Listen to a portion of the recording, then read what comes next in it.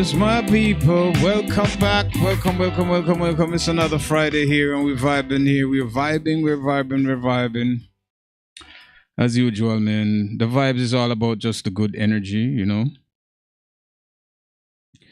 That's what the vibes is about. That good and amazing energy. So, welcome everyone, the naked truth.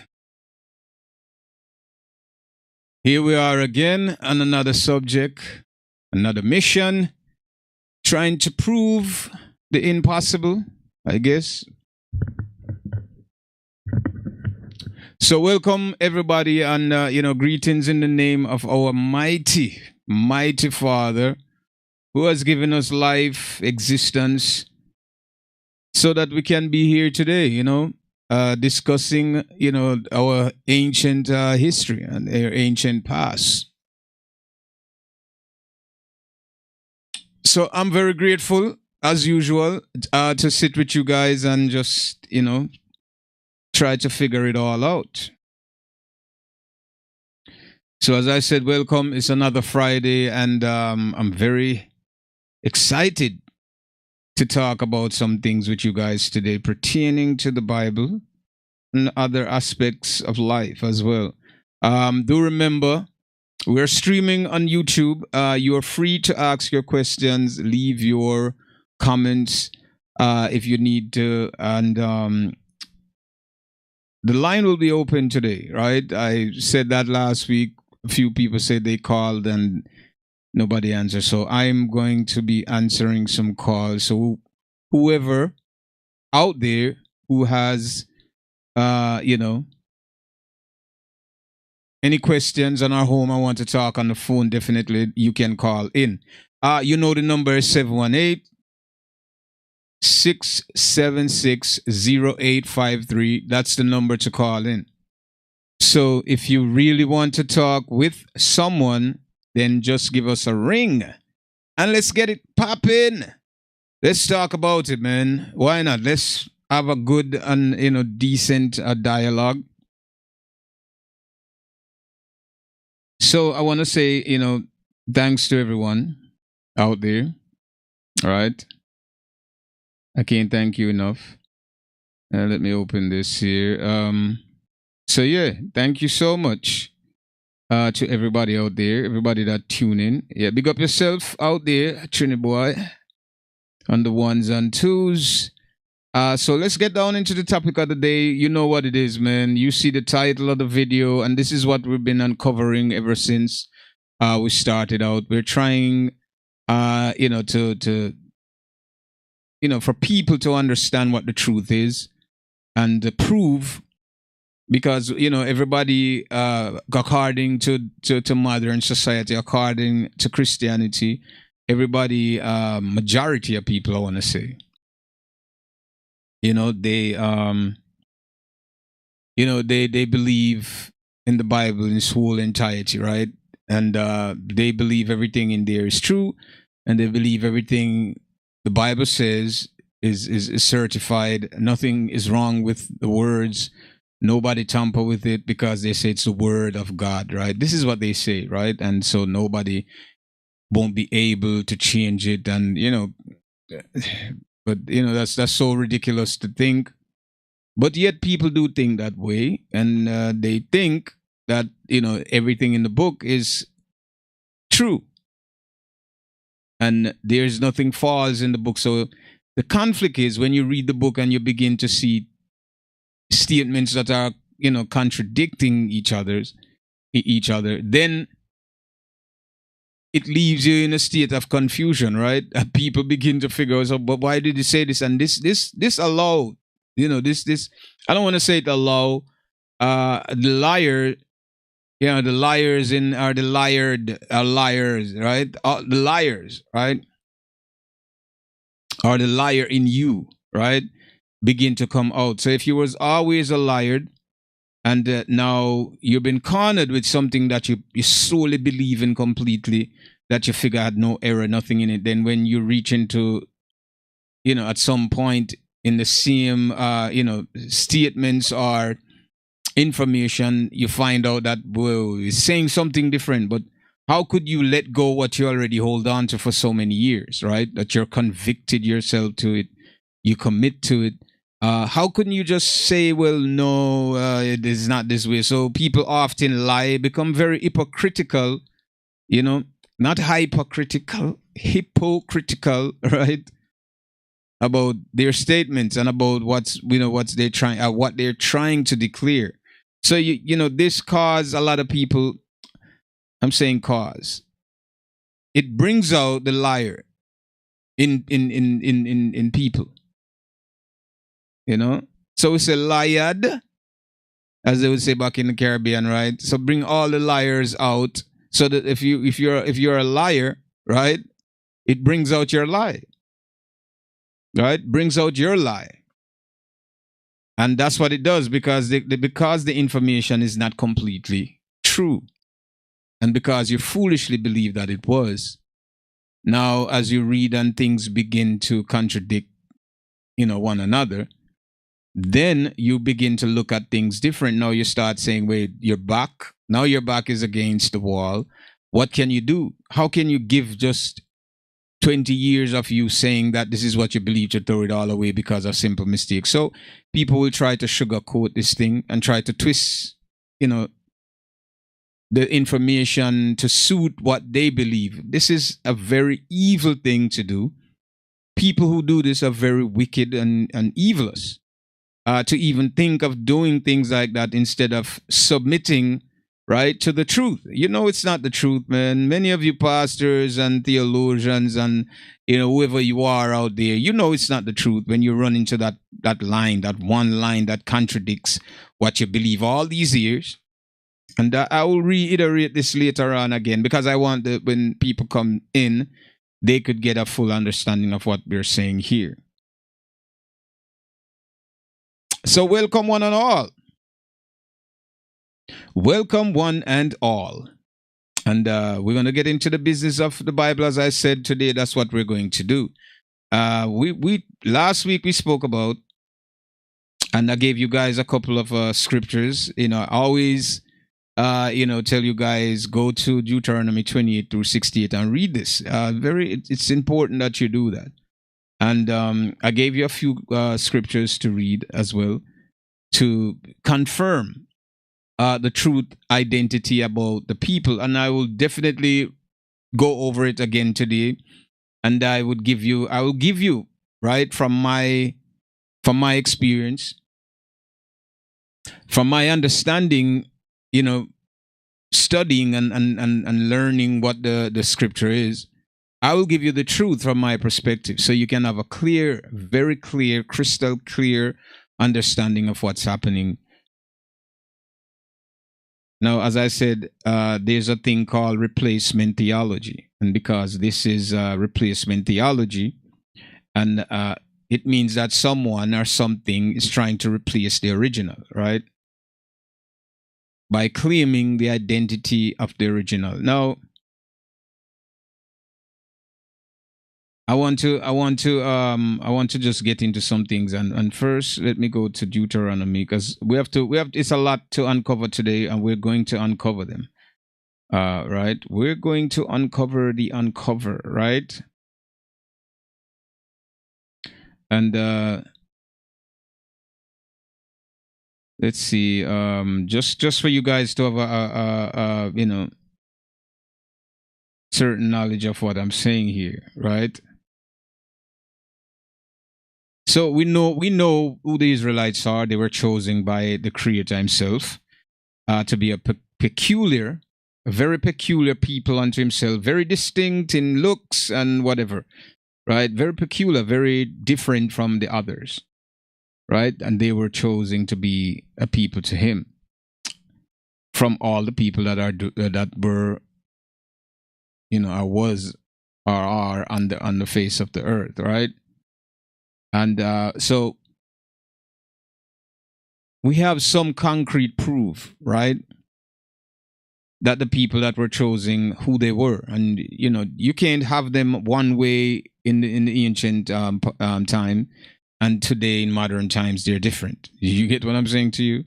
And now I'm saying people could make any excuse to say, well, they bred with other groups of people, and like, okay, the apple went out and have intimacy with the peer, and now the peer is breeding something similar to apple, but it's not apple, but it's different.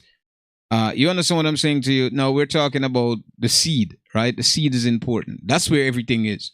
So all those micro information, right, exists within that small seed, right? As small as that seed is, there are information encoded inside of it. So when we talk about the semen, you know what the semen is, right? Not seaman, but semen, right? So now we know what that is, right? That's the seed of a man, right?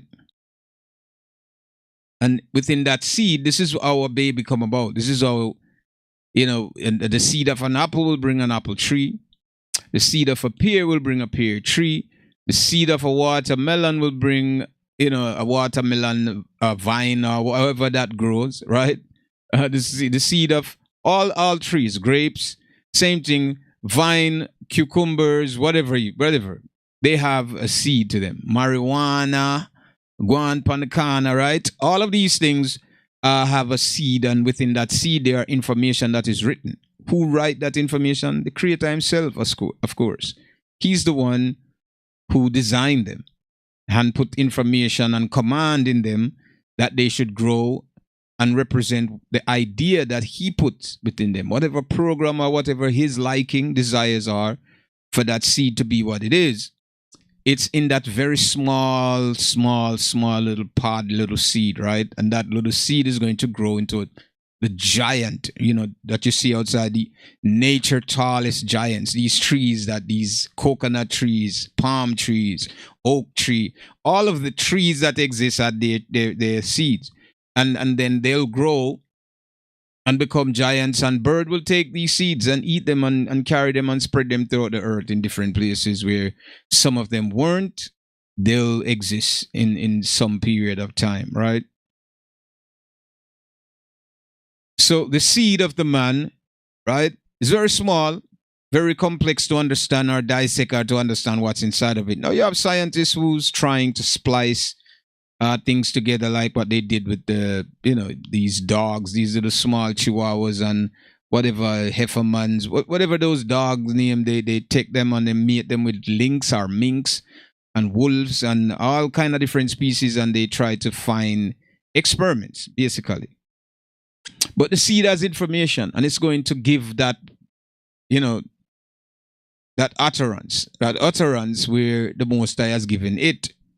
It's supposed to grow, right? I'm going to be in the earth, and at a certain time, I shall pull nutrients from the earth and I will grow, right? And when I reach a certain age, right, I will produce fruits, right? These fruits shall be for food for the people, for the nation, for whomever, for the animals, for the birds, for the insects on the floor. This food will be there for them.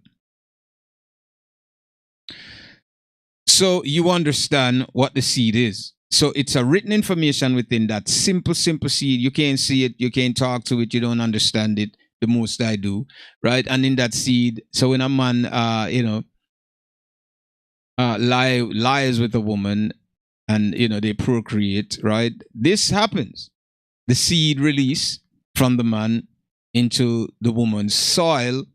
There the seed will grow, right? You may have different medical interpretations or different medical terms that they call this process, right? Men who study and try to figure out, or trying to figure out how the human body function, right? At a certain level. Now, so the seed would leave the man and it would go there, and then it would grow. It would grow inside, and it becomes something. It becomes something very different,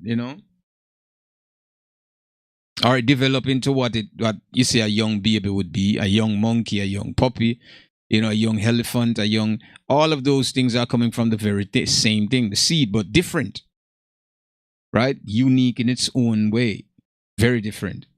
So an elephant will definitely produce an elephant.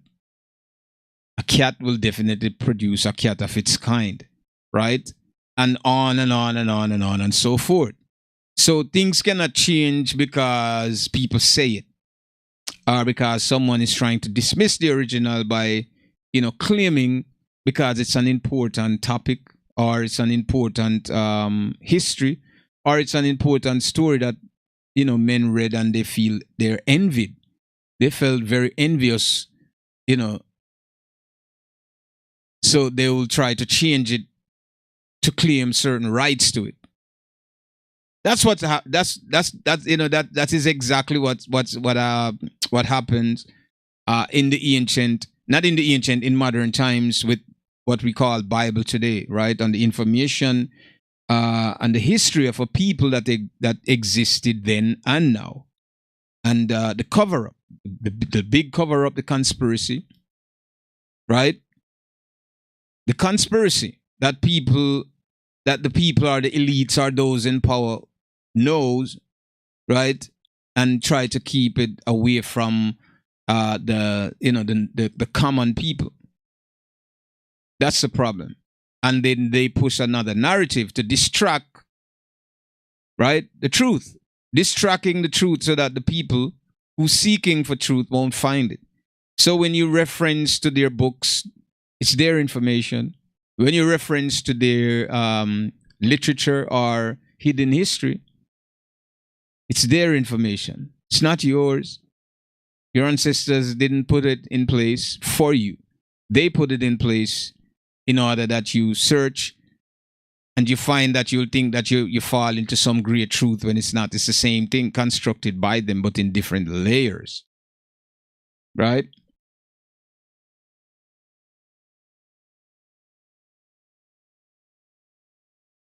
Simply what I'm saying, my people. So the seed is very important, right? And the seed represents its kind. That seed, that very seed, would represent its kind. So if say a melanated man, I want to say melanated, will mate with a woman, his seed, he would represent himself through her.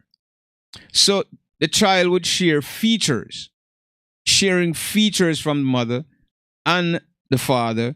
Sometimes it may be just the mother that the child shares her features, but genetically, the child is connected to the father. Why? Because it's coming from the father. So if we're dealing with genetics, right? And let's say genetics is the linkage, these linkage that connect people together, right? So this linkage, and within these linkage, then you'll have a certain code, right? That it comes from the father. So it can be identified with the father's children. So you can trace this code. So this encoding, you'd find it within that individual, like, okay, this is his children. They have the same DNA markers or whatever you want to call it, right? And they will, they have that. So you would know that, okay, this is this person's child. So genetic, because of the seed, which come from the man, which the Most High, put within the man and are DNA it that way, that he would have children, and his children would have, been connected to him genetically by these links, right? So you cannot deny that. So someone doesn't just change after a couple of years and that's it and become something else. The Bible even go as far as tell us that, can a leopard change its spot? Right? Like you can't change it because it's written, right? It's written within the DNA, right? It's programmed within there. The Most High Himself programmed these seeds, right? So that they have their place in the world and they're distinctly different, right? And unique to other seeds and to other plants and to other species of seeds that existed. They're uniquely different. So you have the man, you have men, right? You have men, you have women, you have the animals, right? And you have the fishes of the sea, and they basically mate. Mating is a standard normal thing that happen among whether mammal or non-mammals, or what they call mammal, or you understand me? Vertebrate or non-vertebrate, whatever it is, right? It happens among the all living things. It happens. Fertilization. So we talk about the bird and they're laying their eggs and it's fertilized by the male and all of these things. And so it's just how it is. The identity of the father will escape within that seed because it's a part of him, right? It's coming from him, you know. It's coming from his loins, and it will go, where it was intended to go, within in the woman birth canal. There it will develop. There it would grow within the fetus, right? And in that embryonic stage, it begin to search for an identity for itself because of the programming that was instilled in it, right? So as you notice, it will take as if the seed is intelligent, right? It is intelligent, and if it's super intelligent, it's going to take traits. It's going to choose within itself what to look like, the physical part. No, not the spiritual part. The seed represent the physical part, right? Now there's a spiritual part that comes in later on after the seed reached to a certain stage or a certain age. Then you have the spiritual. They have the spiritual part that comes in and claim that physical host, right? And that's the person now. It becomes the individual that today, the Ray, the Sandra, the Nicole, the Margaret, the Williams, the Roberts. I say all of these people become what was before that simple seed, that small little seed before.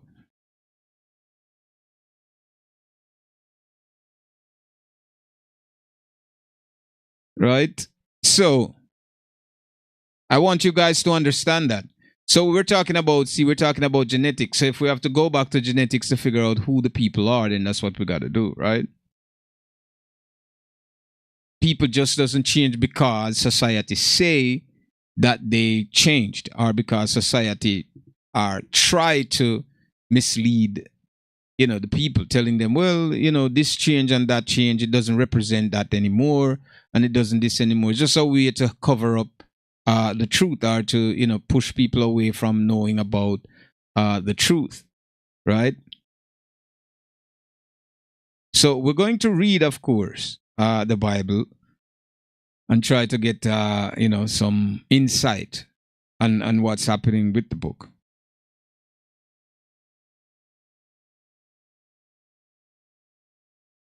Right? So now we could go to Isaiah 11, verse 11 to 12.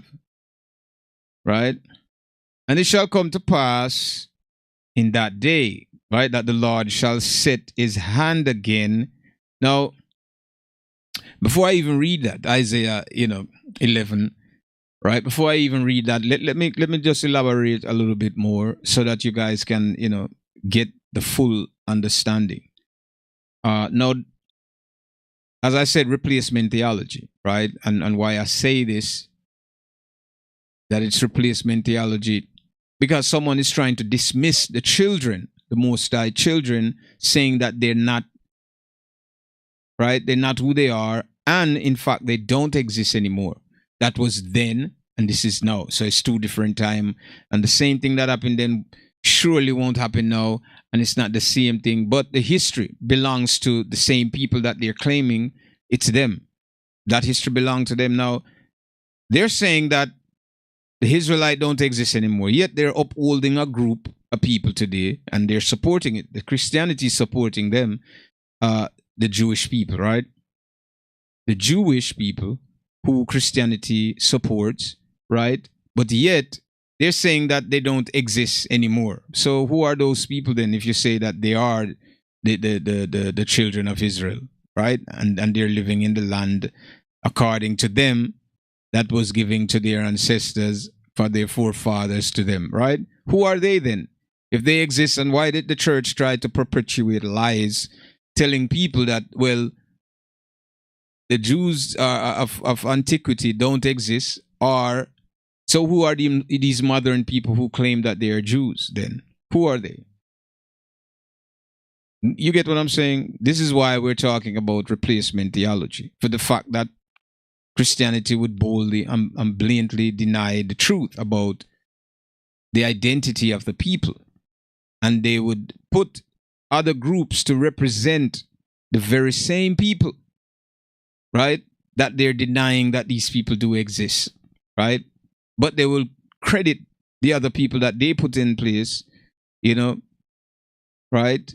They will credit those people, right? And they will support them. And they will teach that it's them and not the original people. So the hypocrisy within the church, within Christianity itself on a whole, and the lies that they've been told, that's been told by them throughout the years, millenniums of lies. Our people have been fed, by them. They have no respect for the law. They have no respect for the Most High. Neither the writings that they took from the Israelite, they have no respect for it. These people want to live and do whatever they want to do. They don't want to follow the rules. They want to enjoy themselves and do all the ungodly things that they possibly can, because they know in the end there is no place for them. And because they know this, they live very recklessly. And, they wouldn't even teach their children to seek salvation, that they made a mistake in their lives, or they were stiff-necked and didn't want to, bend themselves to what the truth was. But at least give your child, your kids a chance. Give your kids a chance so that they can elevate themselves. Who knows? Maybe they can correct the mistake that you made. Maybe they could get, the Most I would look at them in a different light if they do that. But no, there is no understanding in these people when it comes to that. They want utter control, and they don't want a ruler over them who they have to keep listening to. They want to issue the laws and make the rules for themselves. So this is what you have now, right? So if replacement theology, right, and Christian claims, right, that there's no more Israelites, yet they're supporting a group of people that live in Israel today and say that they're Jewish, right? But yet, so what's the confusion there? You get what I'm saying? There is a huge confusion there, right? Very huge confusion. But if the Most High has extinct the Israelites and they no longer exist, then let's go to Isaiah 11, verse 11 to 12, right?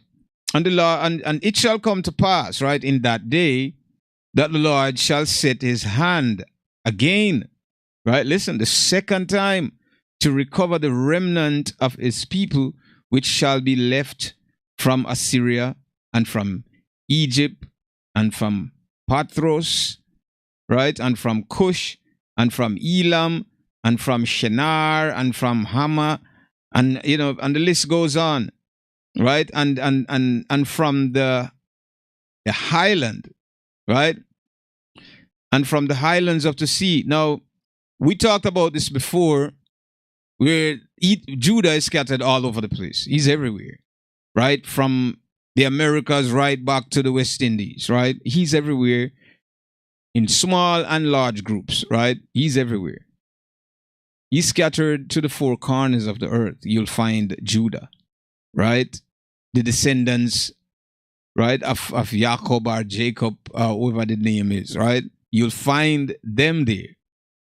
So now, if Christianity are saying that these people don't exist, then it shall come to pass, Isaiah 11, verse 11 through 12, and it shall come to pass, right, in that day, that the Lord shall set his hand again, the second time, to retrieve. The second time. Now remember, the second time he will retrieve them. The first time he retrieved them, right? And they will be scattered everywhere on the islands everywhere. Now, this is talking about the end time prophecy, right? And what's going to happen to Israel in the last days and where they're scattered now. So, names that are given, and we know that the name of the areas have changed geographically.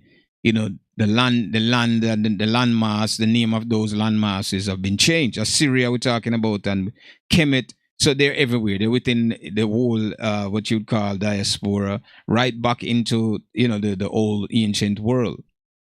And from Cush, which is Ethiopia, and from Elam, right? Shinar, right? and from Amat, and from the islands. So they're everywhere scattered on the islands, right? And these names that we have lost throughout the centuries and don't know, or they changed the name so you wouldn't be able to align where these people are. But they're scattered to the four corners. That was proof enough that they will be scattered to the four corners of the earth. So you will know they will scattered among nations. They will be among the people. You'll be able to know who they are. Because wherever they are, they'll be hated by the other groups.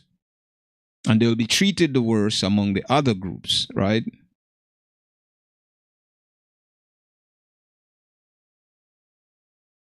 Okay, and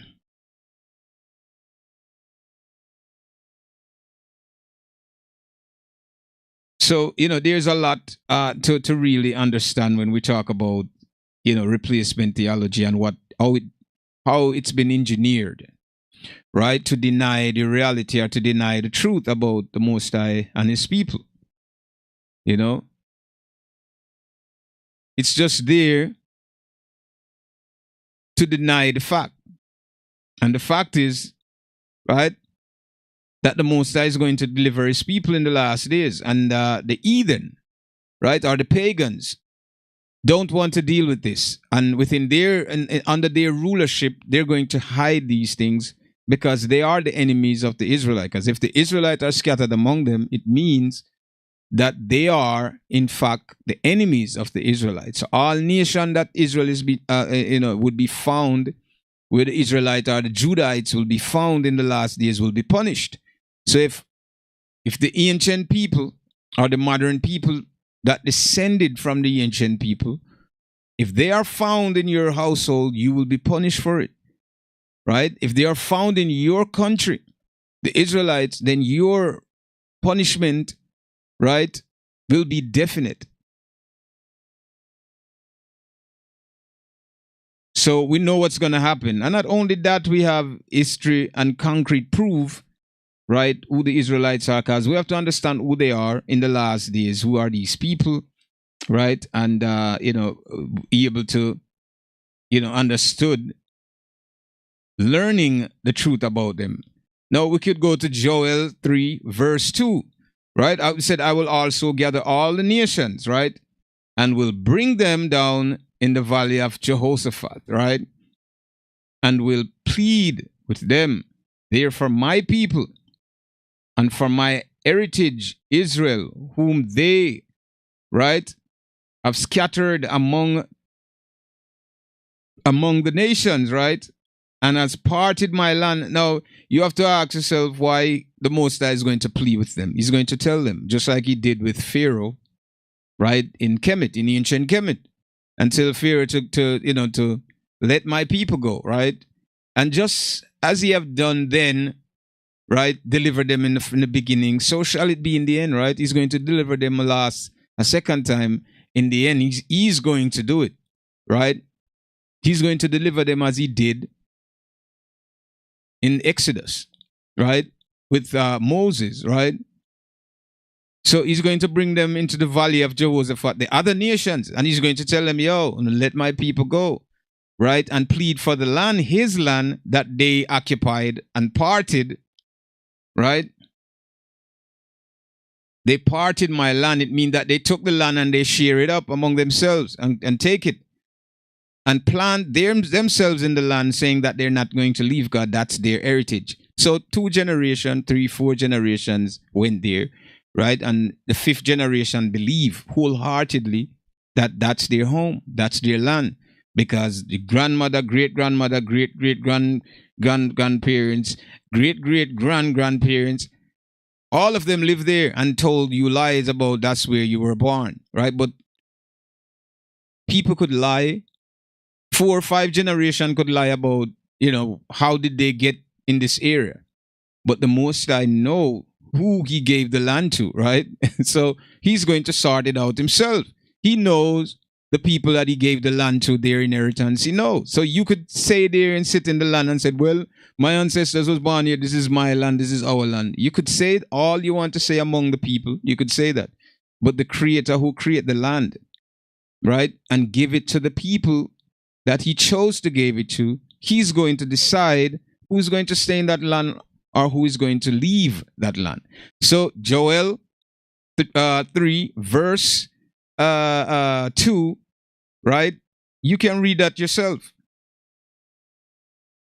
He's telling the nation that he's going to gather them, all the nations, everyone will be gathered, and he will bring them. He's going to take them to a place, right, in the valley, and will plead with them. He's going to tell them, listen, let my people go.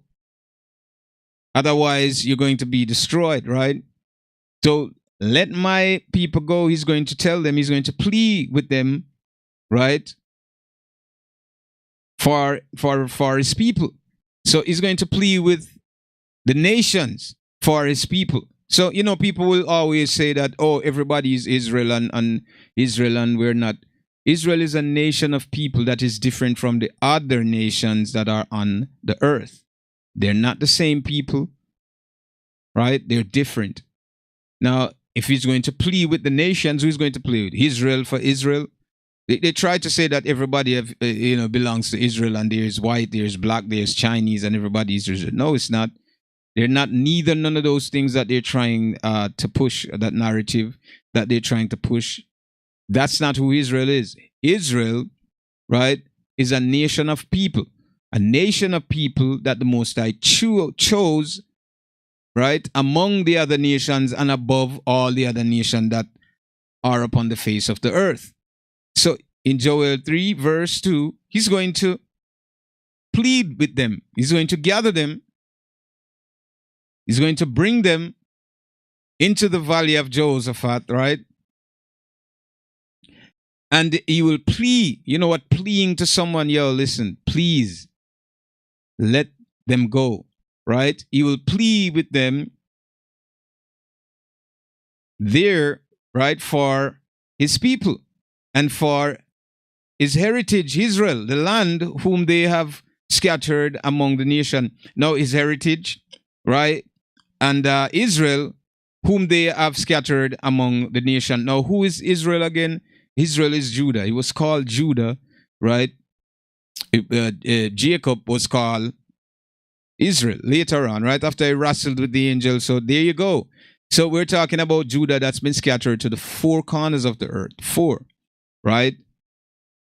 And he's going to plead with them, right?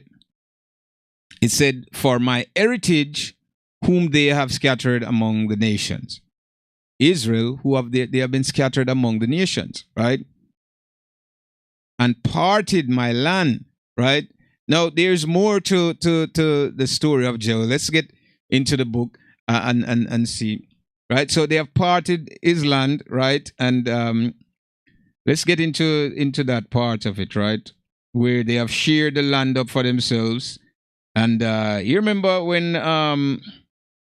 do you remember when they went into Africa and they shared the whole entire land up? We're talking about England, France, Russia. Everybody went in. It was like a gold rush, right? The gold rush happened. Everybody went in there and they just shared up and took what they wanted. They claimed what they said. They took South Africa. They went in there, man, they took everything. Don't you realize that? These people went into the land and they took everything, right? Everything. And that's what it was. So let's see if we can get some content, some context further down. So we're talking about Joel 3, right? Let's go here. You know, Joel is a very short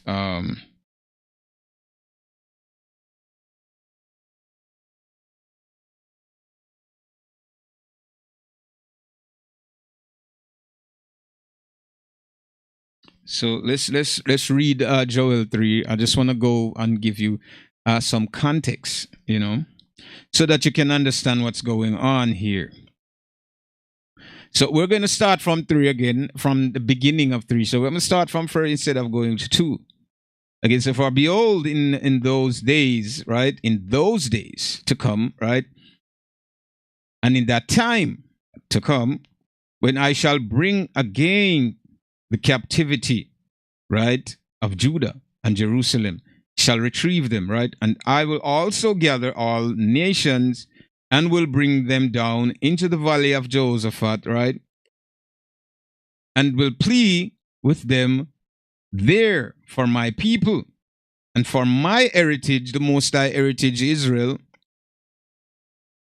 the Most High, the Most High heritage, Israel,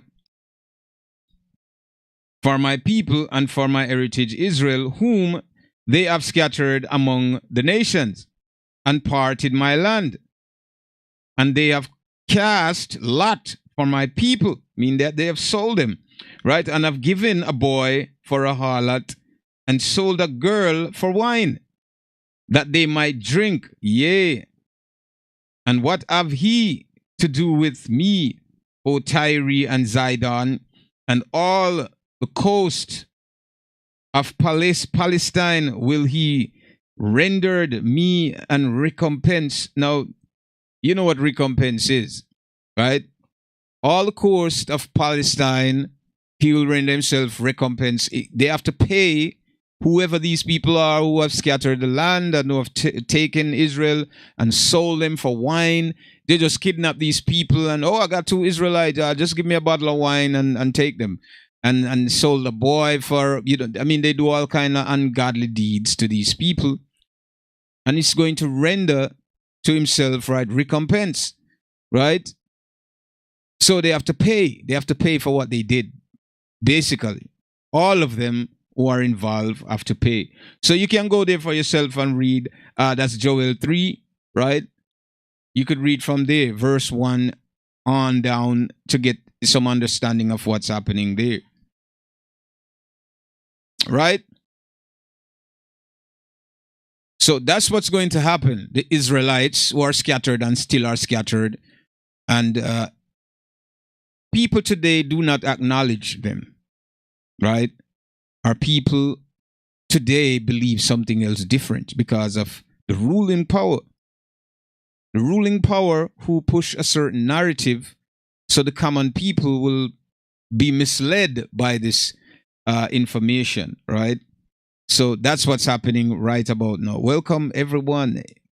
And welcome. Today's topic is the same as last week. The Bible is the complete, is the Bible the complete word of God? And this is the Most High 16. We are in the 16th chapter right now, and trying to clear some things up. So that's the topic today. So the Most High is going to gather his people again. Whomever it is who's forcing the idea that these people already been gathered so that they will live comfortable and forget their identity and figure that, it's not us, so we don't need to even think about it anymore. The people are not gathered, right? When they gathered, everyone will know. Every nation will know about this, right? All nations and tongue will know about the gathering of Israel, right? And when they gather, because they will know, you will know that this is the time for recompense. Mean that the Most High is going to hand out to them what they hand out to his heritage. He said his heritage, if you read Joel 3, right? Verse 1 on, right? So his heritage, of verse 2 there, he's going to gather the nations and bring them somewhere in the valley of Jehoshaphat. There he shall plead with them for his people, for them to let them go, because these people are going to say, well, why should we let them go? Why they've been the backbone of our society. They've been the slave in our society. They're carrying the burden of our society. We're riding on their backs for thousands of years, and we feel very comfortable. Why should we let them go? So he's going to plead with them first before he destroy them. And for those of them who are willing, may have a chance. For those who are willing to say, well, okay, you know what? Give them back, because we find out that, this is the owner. That's his heritage. Give his heritage to him. You're going to have those who are opposed, right? And want to fight and want to stand against the Most High, the Creator himself. They have no no dignity at all. The devil is in them. And they're going to think that standing up against the Godhead that they would actually win. You know what I'm saying? I don't know who paint this picture in their mind or who paint this idea in their head, right? That even when we're talking about the dark force, right? That people call Satan or Satan or whoever they called him. Not even him could stand up against the Godhead. And now if you follow this person who don't have the authority and power what the Godhead has, and you think that he's going to deliver you in the end until you're following him when he was created by the Godhead himself, it's very foolish. Now, if Israel was never around or was forgotten and was, according to the narrative they paint and the history that they will teach you, is that the Jews, and I'm using the modern term Jews, right? They sold out the Messiah, and that's it. So he's finished with them, right? But remember what the Messiah said: I came but for the last sheep of the house of Israel, right? The reason why he came, many people do not understand, and let's get into that. The reason why the Messiah came here in the first place, right? I believe I explained this in previous videos before. So why, it's always good to give back some clarity again, right? Many people talk about the Messiah and the Messiah and using the term Messiah, right? Because I do not ascribe to this Jesus fellow, because this person is not the Messiah, or let me say the individual that came within that time. His name is not Jesus. And who I know as Jesus is an image that was presented to the people by Rome, right? This white image that a lot of you have in your household and on your chains and your pendants, whatever. That's who Jesus is. That's not the Christ, right? As we're dealing with definition, why I use the term Christ. And that's just a title, right? That's not the Christ, right? So I don't ascribe to this Jesus fellow, whoever that person is, right? That imagery that they pushed around, that is Jesus. So that white image that you saw, and everybody, and you and your mother, your grandmother, great-great-grandmother, that's who Jesus is, right? Now, I'm talking about the Messiah. I'm not talking about the Antichrist or the anti-person that came and trying to replicate the original. I'm talking about the original person that came. The one that came but for the last sheep of the house of Israel. That's who I'm talking about, right? And I know a lot of people will be confused by me saying those things, because it's very complex to think about it when you've been indoctrinated for so many years, with this information, with this idea. That's what it is. So, there you go. Today you understand it now, that Jesus, right, that you have been worshiping and talking about, and you baptize in that name, you get christened in that name. That has nothing to do with the Bible, right? Now you can use the Bible to mimic the idea by putting this character in it, changing the original character, and put this Antichrist in the pages and claim that he is who you say he is. But surely that's not who he is, right? So we're talking about the individual that came to deliver Israel, the horn. That horn that was going to be, said, I shall raise up a horn in David, right, to save my people, right?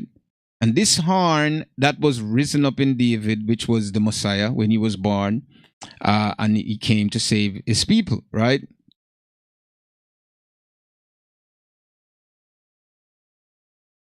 You understand? So this horn that was risen up in David to deliver Israel was the same priest, right? Or the priesthood, the concept of the priesthood, right? The concept of the priesthood, that a priest must always be in Israel. And I'm going to explain to a lot of you, if you're a Christian out there, you're listening, or non-Christian, or Hebrew Israelites, right, are descendants, right, of Israel, or Judah, according to modern term, right? Descendants from God, chosen people. I'm talking to you. And if you didn't know why the Messiah came, right, and his purpose for coming. Now, this is where we talk about our replacement theology, and I'm giving you ideas. You cannot use replacement theology when an individual came, right, that they idolize and turn their own imagery or their own idea based off of the same scripture, right, and emulate this character and saying that this character is God and a part of a Trinity concept and all of this other nonsense, right? They're the ones who push this narrative saying that this individual that mimic in the idea of the original person, right? Which is this Jesus person who is mimicking the idea of the original person, you know what I'm saying, the Hebrew person. You understand? So this idea that are mimicked off of him, right? And a lot of you believe, and a lot of people out there believe that, yes, this is what you've been learned, that's what you've been taught, and this is what you believe wholeheartedly, without a doubt in your mind, right? Now, if we're saying replacement theology, then we must understand that this would be totally contradicting for the Messiah to say that he came but for the, right, the last sheep of the house of Israel, right? And when he's going away to prepare a place for them to come back. Now, all of these things would not matter. I mean, all of these things would be a lie, right? In my Father's house, there are many mansions. I shall go and prepare a place. No, wait, I'm coming back. Wait until I return. So who is he coming back to, and who was he talking to? Was it Christians he talking to, or was it the Israelites? Do you understand what I'm saying to you? He was speaking to the Israelite because he came but for the house, the last sheep of the house of who? Israel. He didn't associate himself with other groups of people, right?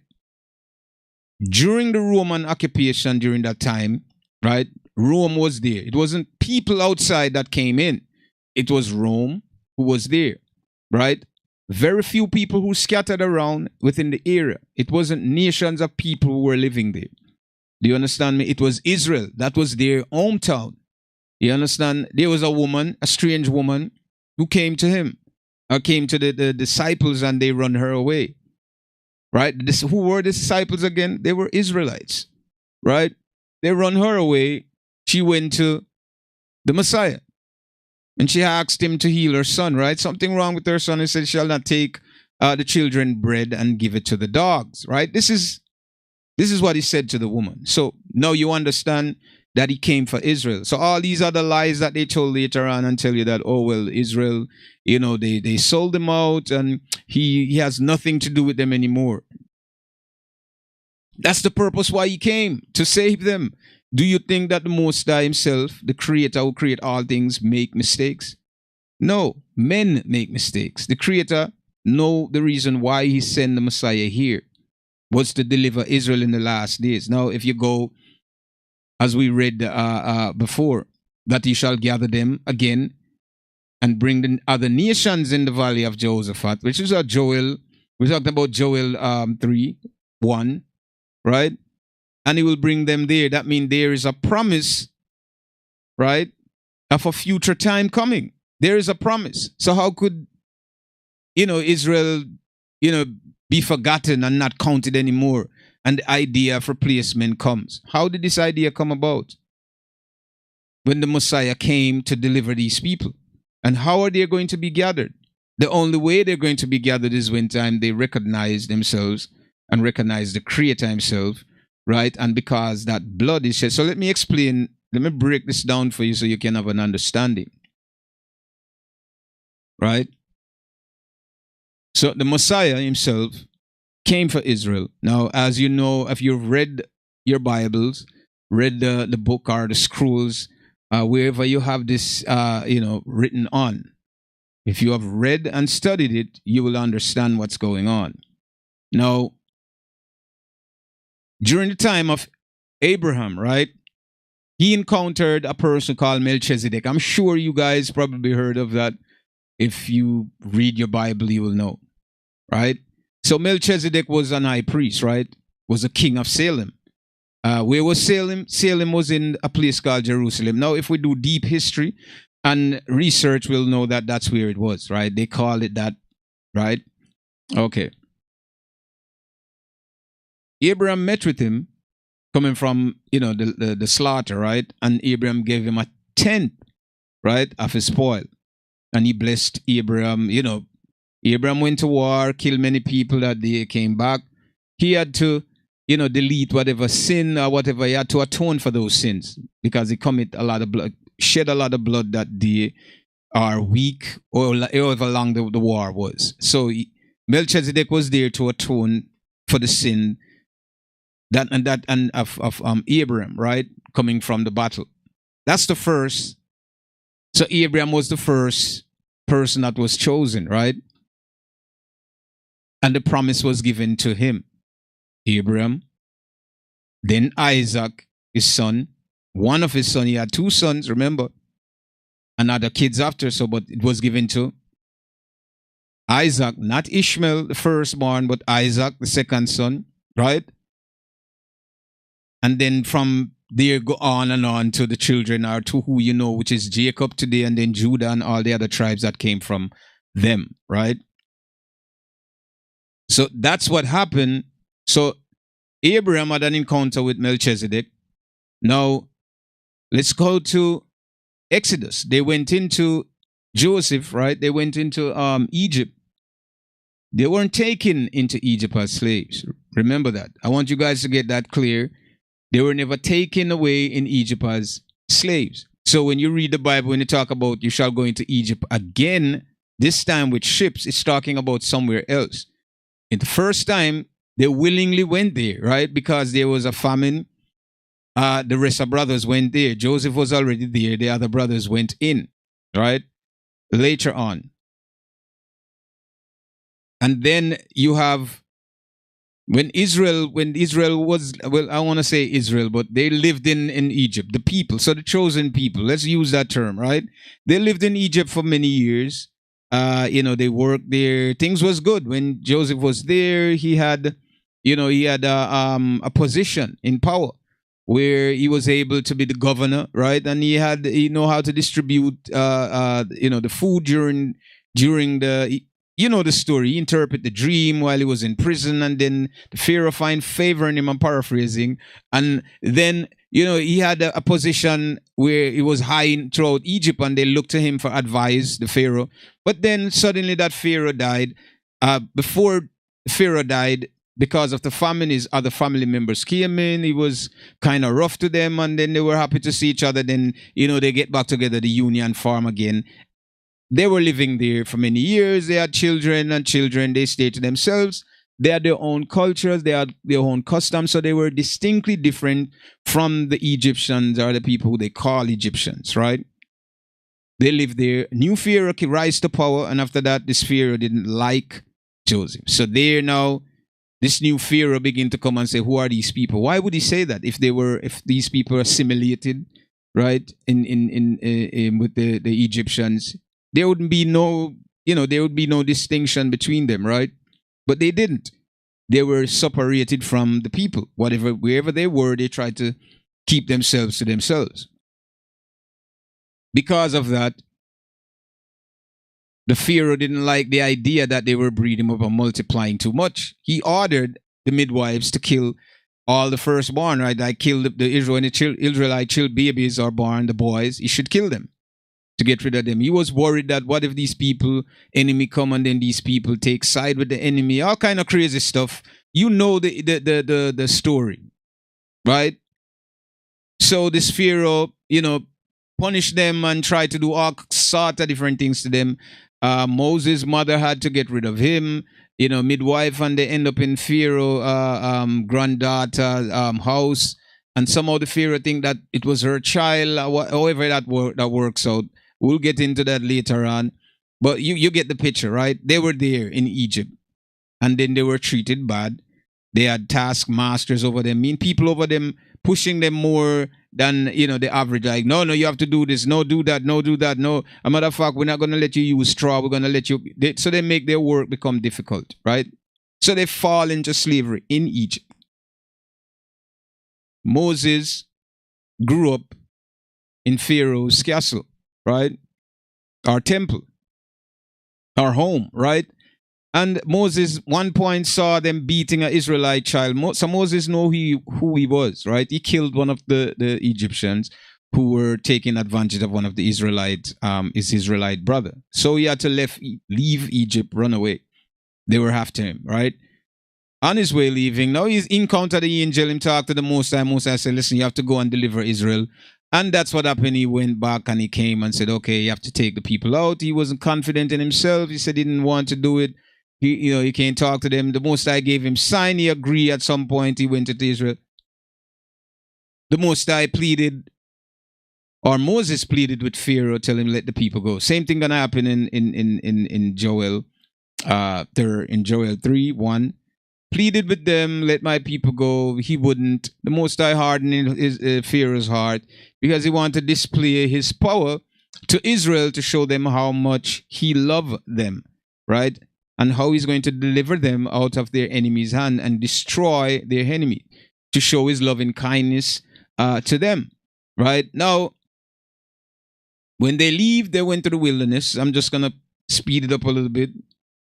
They went through the wilderness for 40 years, 40 nights, right? 40 years they've been in the wilderness living. There are a lot of things happen in the wilderness that we're not going to go through now. But somehow, Moses went up in the mountain in that process while they were in the wilderness, and he got commandments for them. The Most High decided that he wanted to give them laws, statutes, commandments, things that they should live by, govern them, because now, for the first time, they're becoming a nation. When they left Egypt, they're becoming a nation. There was a lot of them, right? And they lived out. God, they multiplied while they were in Egypt, right? This is where the origin of the Israelite begins, right? The family of them begins as the family begin to grow, larger in number. Now, the elders among them during the 40 years in the wilderness, the Most High said, listen, none of you are going to leave here. Only your children alone shall inherit the land. So somehow they got corrupted. They did a lot of things, the golden calf. They were crying for meat. All kind of things. They were murmuring and saying all kind of things that they should go back to Egypt. At least they were better off. All kind of these things they were saying. And the Most High heard them. He heard what they were saying. So he decided, you know what? I'm not going to let these people go into the land that I promised to their ancestors. You know what? All of them are going to die in this wilderness. And their children is going to go out and inherit. Even Moses died in there. Do you understand me? The great Moses died in there because he broke the rules too. And the Most High is very stern when it comes to, the law, statutes, and commandment. The rules, you can't break it. Doesn't matter what statute you have, whatever position you have, you will be punished. You will be punished. So there you go. Moses was punished. The people that was with Moses and probably within his age group, all of them died in the wilderness. And then the younger generation that came out of these people went into the land. And they went into the land with laws, statutes, commandment. Now the Most High established them for the first time, gave them laws, right? And we're talking about the Levite now. Every tribe that was there got inheritance. There only one of them that didn't was the Levite. They didn't get any inheritance because God said they are his inheritance, right? So they're keepers of the law. So they didn't get any land. They had places to stay, right? So they built a tabernacle, and this is where Israel began to establish and laws and the statutes begin to govern themselves. And now they go all the way back as we go back from Abraham with Melchizedek, who was an high priest, right? Who atoned Abraham of his sin. Now, the new establishment of the nation of Israel now, they had a priesthood from Aaron, which was Moses' brother, right? Out of Aaron becomes the priesthood. Now, the same priests, why were they there? To atone for the sins of Israel. That's why the Most High put them there, right? To atone for the sin of Israel.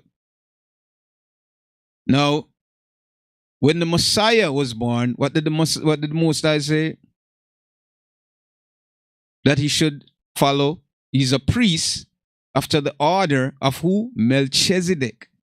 So he's an high priest after the order of Melchizedek. See? So we have Melchizedek, we have, right, the priesthood Aaron, which was common people. Remember, Melchizedek, as you know the story about him, had no mother, no father, no beginning of days or ending. No, and then we have the last person that came, right? Who was an high priest? Who is he? The Messiah, right? He was the last high priest that came to redeem Israel for what? Or to atone for who? Israel's sin.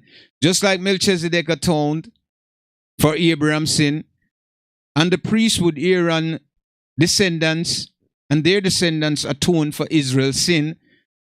The Messiah came to fulfill that and atone for Israel's sin, because the Messiah knew that in the last days that Israel would be cast out. He himself said, when Jerusalem is compassed with armies, right? Know that desolation there of his night. And for those who are in the city shall flee to the mountains. The Messiah said that to them. So that the Messiah didn't know that what was going to happen in the last days, that they will be scattered, right? And Judah will be scattered to the four corners of the earth, and they will no longer be in the land anymore. They will lose sight of who they were. You know, they will be discontinued from their heritage, so they won't know themselves anymore. Now they will be living according to the blessing and the curse. In Deuteronomy, you will understand by reading that now. So there's three priesthood that we know came about during the reign, right, of the Hebrew Israelite, during their time while they were living, right? Three priesthood that came. The last priesthood is what's going to redeem them when they find themselves, right? They shall bring it to mind. And let me go to this here. Right? When they find themselves among the nation that they've been held captive, they will remember who they are at some point. And because the blood is already there for all the sins that they will commit among the heathen, right, or among the pagans, right? This is why the Messiah came and shed his blood to deliver them from that sin, because it won't be no priesthood. It won't be, oh, we know what to do again. We know we have to bring a turtle dove, and we know the altar and how to do this. It won't be no knowledge of this anymore, right? None of this would exist anymore for them. But because the blood is there, their brother shed his blood to atone for their sin, that the last days, all they need to do is to call upon the Creator himself, love him with all their mind, their heart, and their souls. Everything that they did before that will be deleted. All of that sin or wickedness, whatever they do, would be blotted out once they understood and acknowledged, right, that the Messiah came and shed his blood to atone for them, so that they would be delivered in the last days, and they would be gathered, right, and bring back to the land which was promised to them and their forefathers, right? So that is why the Messiah came, so that his blood will remain there for his brothers and sisters to deliver them in the last days, because they will have no knowledge of self, no memory of who they are, but the blood will be there as an atonement for them. Not for other people outside of Israel, but for Israel I come, but for the last sheep of the house of Israel, right? To deliver them for their sins, right? Now, let me read Romans, where is it? Romans. I want to give you again so that you can fully understand, all right? That, you know, you understand why the Messiah came, right? You'll understand why, and don't misinterpret or misunderstand why the Messiah came, for the purpose that he came, for his people he came. Now, if you read Romans 1 through 14, who are Israelites, to whom pertaineth the adoption, right? The glory, the covenant, and the giving of the law. All of these are pertaining to these people. This was given to them. It wasn't given to other people or other nation. It was given to a specific people that were chosen by the Most High, right? So let me read it again. Who are Israelites, to whom pertaineth the adoption? Do you know what the adoption is? The glory, right? The covenants, right? The giving of the law and the service of God and the promise, whose father, right? The promise, right? Whose father, and of whom, as concerning the flesh, Christ came. Who concern in the flesh Christ came. For them, Christ came. Read Romans 1 through 14. If you want to get an understanding of what I'm talking about. Now you understand that the Messiah came for a group of people, a nation of people, right? He had a covenant for whom they are Israelites, pertaining the adoption, the glory, all the good things, the covenant, the promise, the giving of the law, which was given the 10 Commandments, are many others, right? The service to do God's will, right? And the promise, right? Whose are the fathers, Abraham, Isaac, Jacob, and of whom, right, as concerning the flesh, Christ came. Who's concerning is the Israelites, who Christ came. For them I come but for the lost sheep of the house of Israel. Now we understand this is why the Messiah came, for Israel, right, to deliver them, because they would be discontinued from their heritage and they won't be able to practice the things that they usually practice living in the land. Like the Levites won't be there no more. They'll be in captivity. How could they be delivered? You have to think about this as people with common sense, right?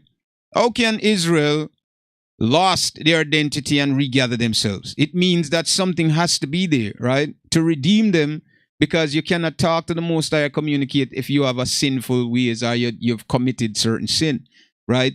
The Bible tells you that transgressing the law is what? Sin. That's what sin is, transgressing the law. So do wickedness and all of these things. You cannot be able to communicate with the Creator himself. This is why the Messiah blood is shed there, that when the children call out, when they find out who they are and call on his name, this is going to change everything in this world that we know it today.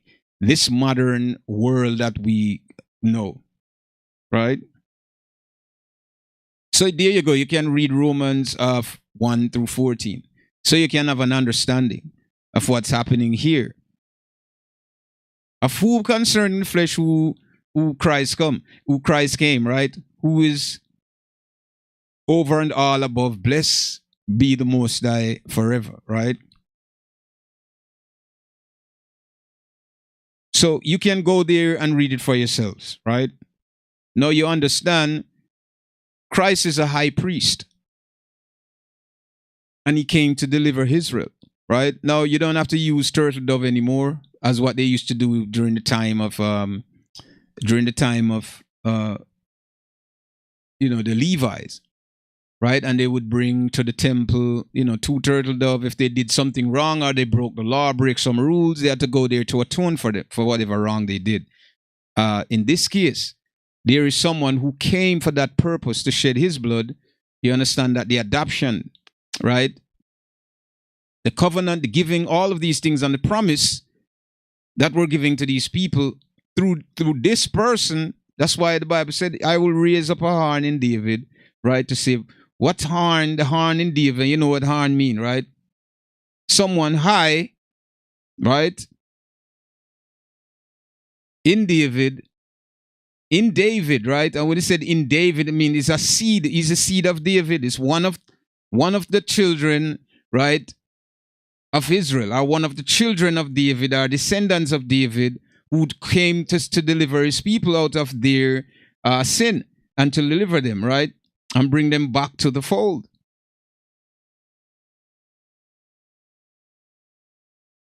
You understand me?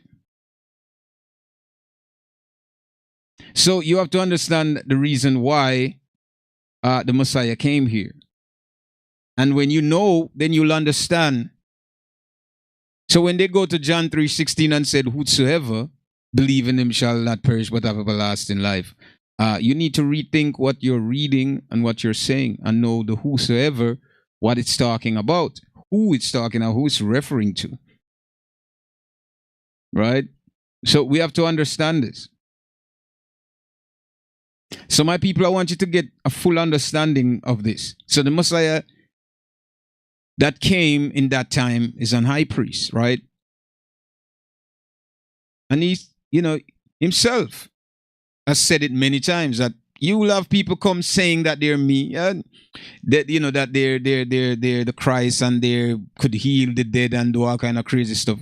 You've seen it happen a lot of time in the earth. We're talking about in Russia, in Korea, in a lot of countries. You have some people say them are the Christ and them return, them are the Messiah, and they came and they trick a lot of people and have them doing all kind of crazy stuff. I mean, didn't the Messiah say that too? Say that they will come. There are people that will come and say that there will be mockers, right? People would mock the law and say all kind of crazy things. Oh, that's nonsense and it's no good and they don't believe in it. These are the mockers. We did see that, right? With a lot of people, right?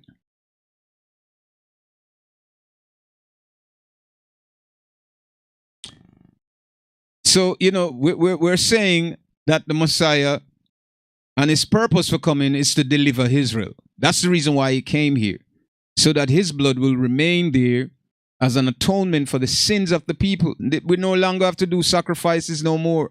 We no longer have to go through this because he is the sacrifice to deliver his people, his brothers and sisters whom are Israel, right? Concerning flesh, he came. So it's not the rest of the world as you've been indoctrinated to believe, right? Or you've been led to believe that it's everyone in the world. No, it's not. Nation, I've read to you before, right? They were chosen. There was a people that were chosen, right? Above all other people that are upon the face of the earth. And because of this, these people that were chosen were given laws, statutes. They were separated from the other groups of people that existed. How could you now say in this time, misinformation, that all people belong to the group? It's ridiculous, right? The other nations always outside of Israel has their own God, right? Their own custom, culture, belief, everything. Just pay attention, even in America today, right? Or any society that you know today, none of them implement the laws, statutes, and commandments in their country. None of them do it because they cannot do it. It's not their law. It's not their statutes or commandment. They will never live or govern people by that. Have you seen it? Only in Israel that you have read about within the ancient time that these people implement this among their people. This is the standard law among the Israelites. It's not among anyone else outside. And I'm talking about from Christianity to Islam, right? To Buddhism, to Hinduism, to whatever ism and schism out there, right? The laws, statutes, and commandments are laws that were given to a nation of people to keep them in proper conduct, right? And dietary law was given to them for them to remain holy. You have to do this to be holy unto me, because I am holy. The Lord, our God, is holy. And in order for you to maintain your holiness so that he can be in your presence, you have to do things, right, to be holy. You can't do things that is ungodly. Now you find a lot of hypocrites, right? And people out there who would say things contrary, right?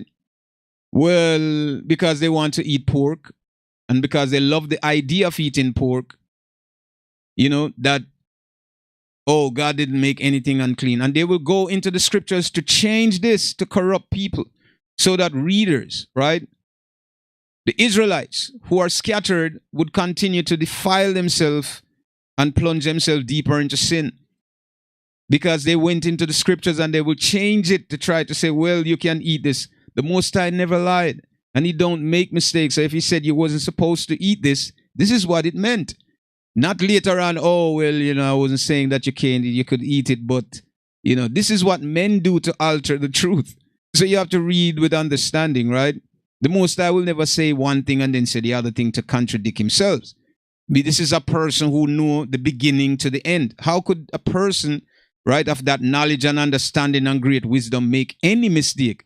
It's very simple. Not even put yourself in that position. If you had the ability to know what's going to happen tomorrow, would you make mistake? Can you make any mistake? It's impossible for you to make any mistake because you could see what's going to happen tomorrow, what's not going to happen, how it's going to happen. So guess what? You can avoid anything that's going to come your way that is negative or bad. You wouldn't make any mistake. Just like the Most High said, he don't make mistakes. So whatever he said out of his holiness, that's what it is. Not what men try to change and alter the truth to be. So when the Most High says something and then later on you read something else saying something different, this is men interfering with the scriptures and trying to change it because they don't like it and it doesn't suit them, right? They want to eat pork. They want to do ungodly things. They want to keep doing, according to their culture. They like these things in their culture, right? The Bible, the history, this history belonged to a group of people that live a certain way, different from the other groups of people in the world, what you know today.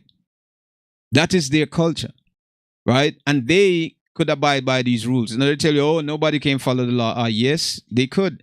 They have been following the law for thousands and thousands of years. Of course, they made mistakes again for the purpose of why or what the Most High set in place. They will make mistakes so that in the end he could rectify things and justify, himself to his people. So they was going to make mistake. They was going to falter along the way because he gave them freedom and the freedom of choice to do that which was right. So they were going to make mistakes. They would have fallen. And in the end, they will be delivered and he'll be able to justify himself to them to show them how much he has loved them. So we got laws, statutes, commandments, and all of these things. You look around the society today throughout the world, there is not one society that abide by the rules, right? Even they say, even Christianity, right? And the concept of that and how Rome pushed this idea around the world and tried to conquer everyone to corrupt them with this, right? They don't live by the law. Even they say that they're Christians and the foundation of their society is Christians, right? But guess what? Do they implement any of these laws, statutes, and commandments? No. Do they teach you in school about the laws, statutes, and commandments? No. So who are these people? They are not the children of Israel. They never was, never will be, right? The children of Israel has been hidden. Still, you want to know who they are? You want to know who the children of Israel are, right? The stone, the very stone that the builder tossed aside, refused. The same person that come to your store and you watch it because you think he's going to steal from you. The same person that you see walking in the street and you grip your pocketbook tightly because you think he's going to rob you. The same person that will be picked out of the crowd if someone picks someone's purse and it's not him, but they will blame him for it. Right? The same person that's been treated bad among all the other groups of people. The same person that you find enjoyment in calling him names. Right? Bywords. The same person. That's who they are. The poorest. The one who live in the slum. The have-nots. The one that every nation look upon and say they're stupid. And they're 3/5 of a human being.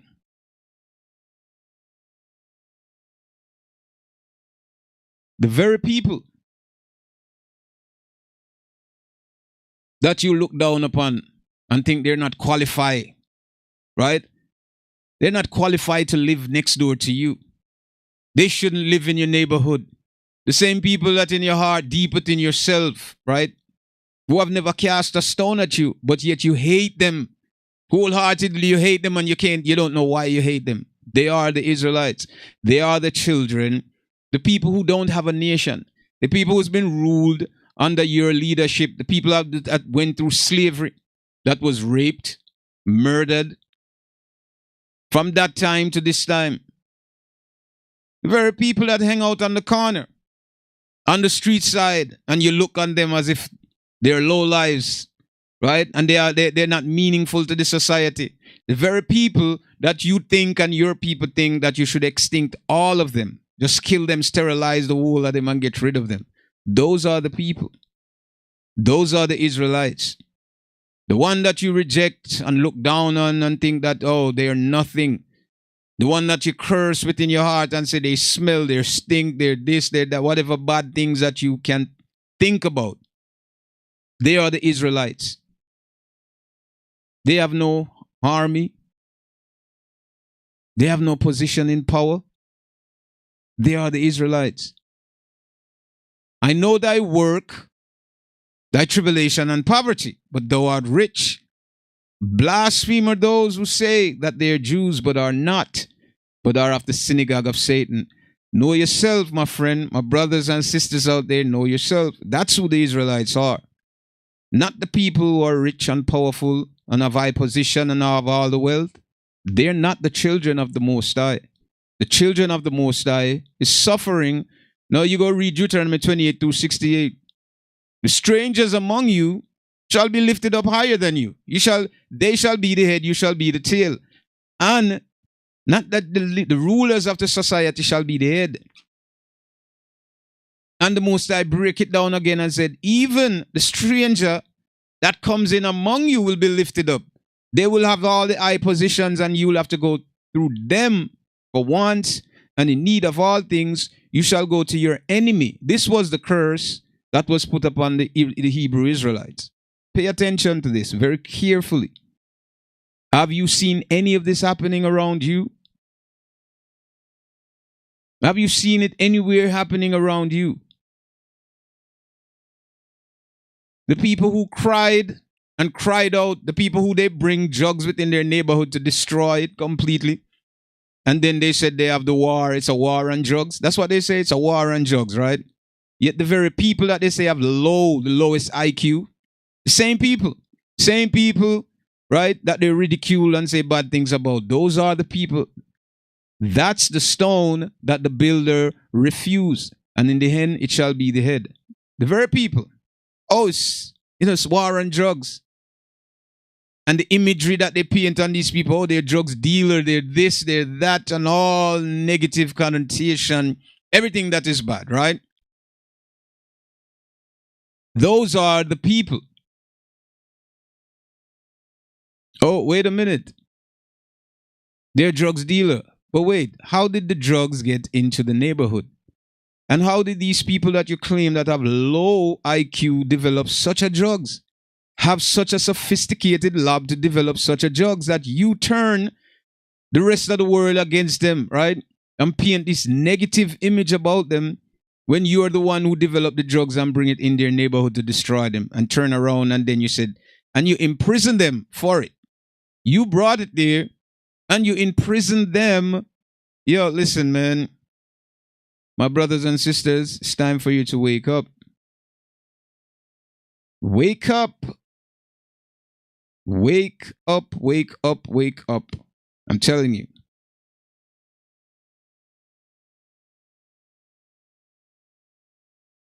That's what's happening, my brothers and sisters. Who are the Israelites? The lowest of the low. The very people that are scattered among all, they are among all the nations, and wherever they are suffering. They are the outcasts. They're the ones who've been called name, and people reject to socialize or to deal with them. They are the children of Israel. They're not accepted. They have been hated by other groups, people who don't even know why they hate them, but they hate them, right?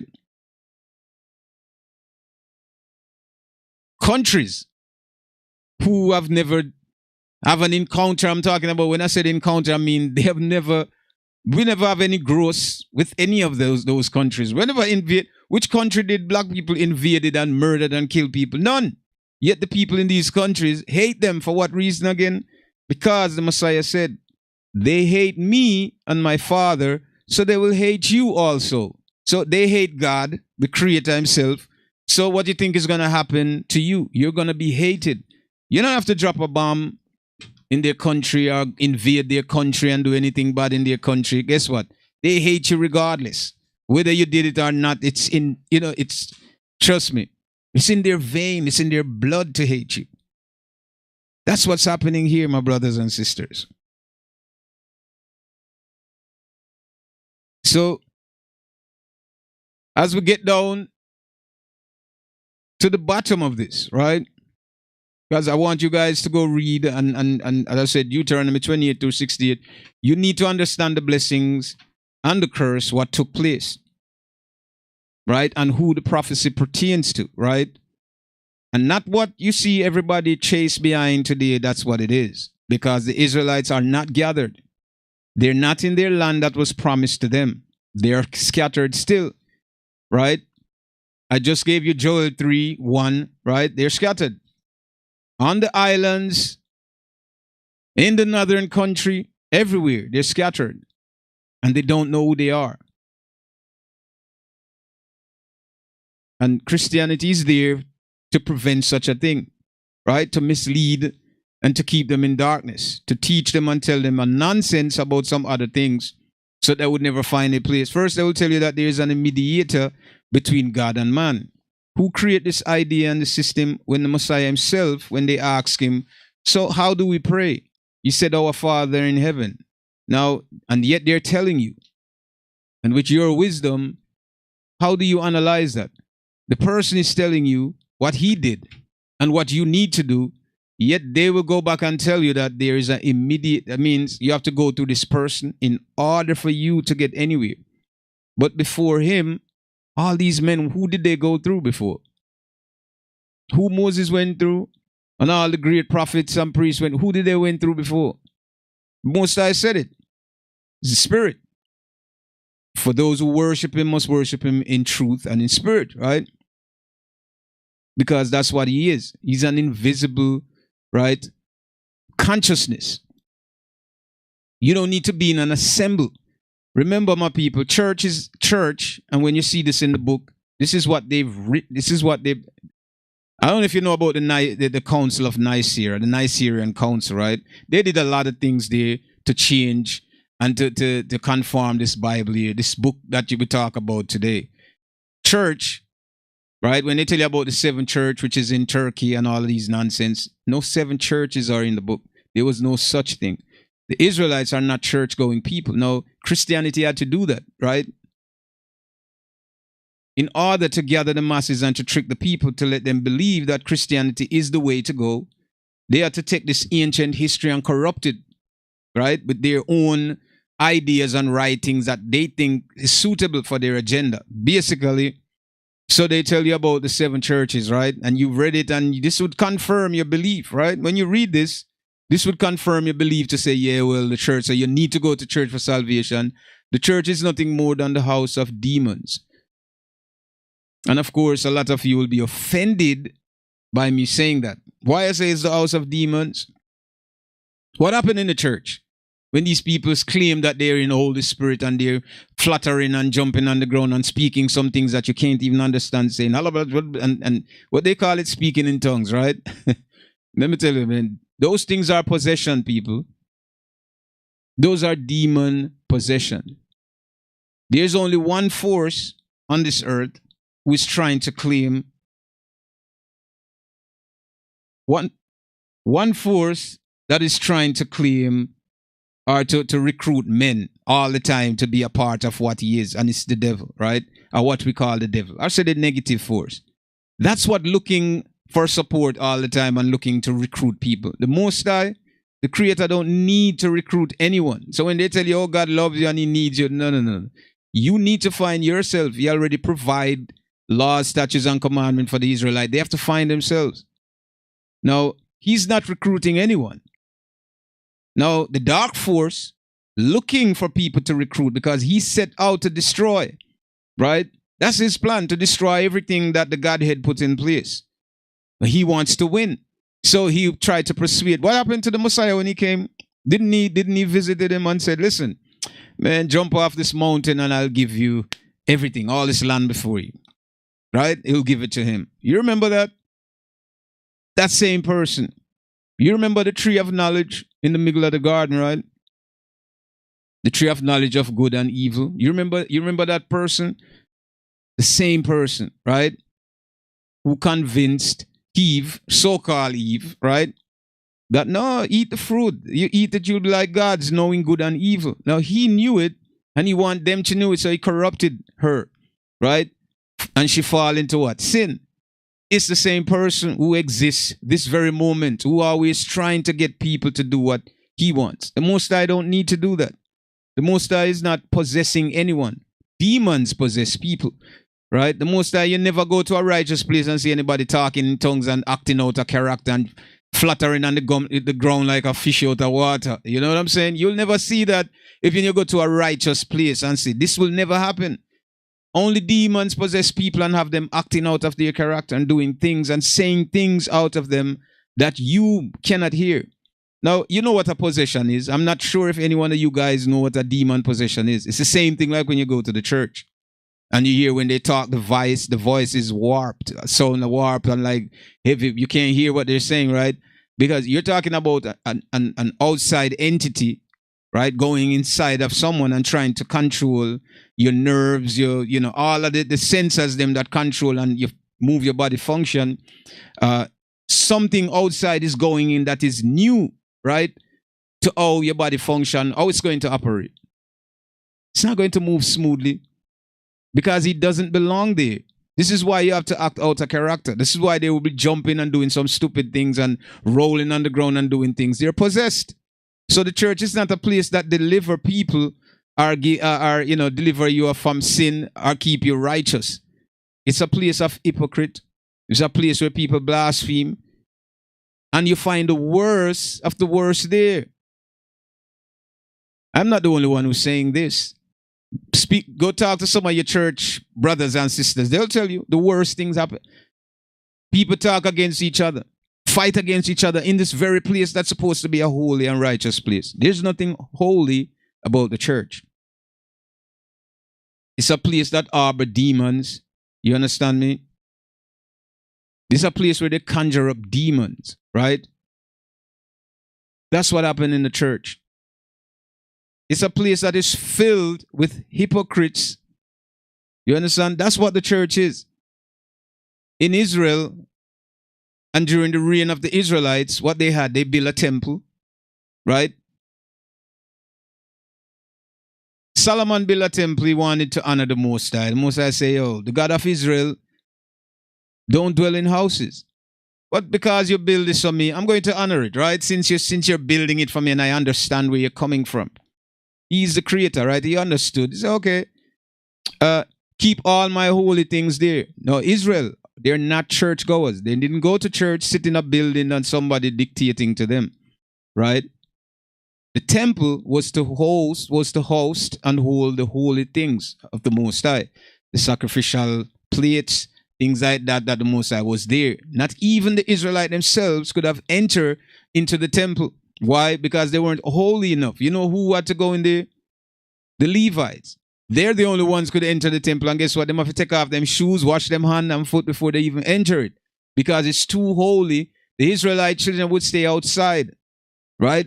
The elders would talk to them. Right? So that they had that oral tradition.